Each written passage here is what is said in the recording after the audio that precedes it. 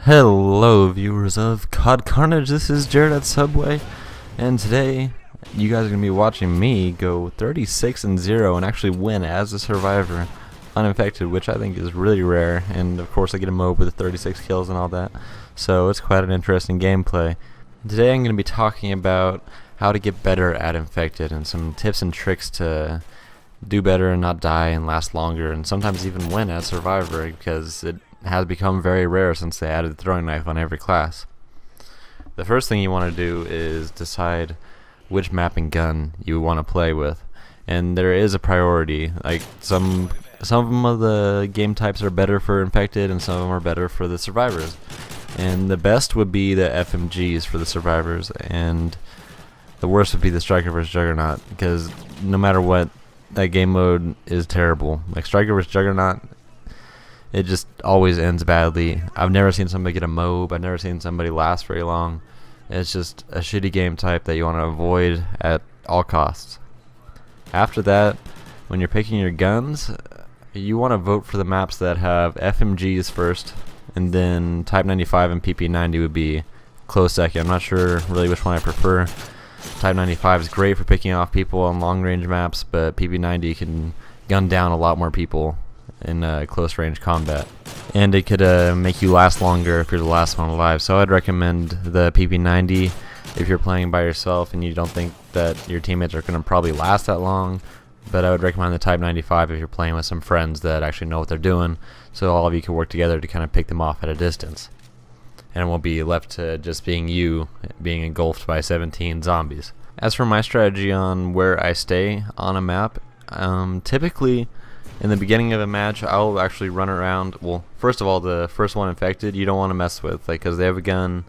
It's very easy for them to kill you, but once two people are infected, I usually run around the map and I gather up as many kills as I can before a bunch of people are infected, and it gets a lot more difficult to do. Because then at that time, as you'll see later in the video, I move back to a safer position where I could see all angles of where people could be coming from, and I could again pick people off at a distance with my Type 95.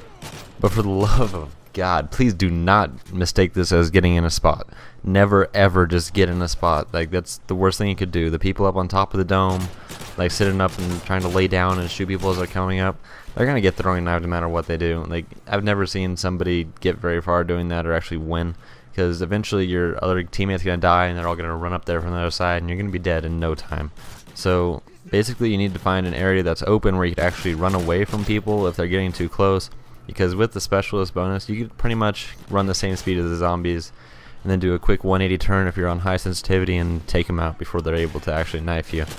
And you don't want to be running in a straight, like, predictable path either, because they're going to grab you with those throwing knives before you even know it. My next tip is to not be afraid to drop shot. You shouldn't drop shot if there's a lot of zombies around, but there's still like 5 zombies and one's kind of coming at you and it's really close actually, like where you're in distance of him knifing you, you're going to want to drop shot, because you'll drop shot, you'll still be firing into them, and they're just going to knife right over your head and you'll get the kill and you'll live to kill a zombie another day.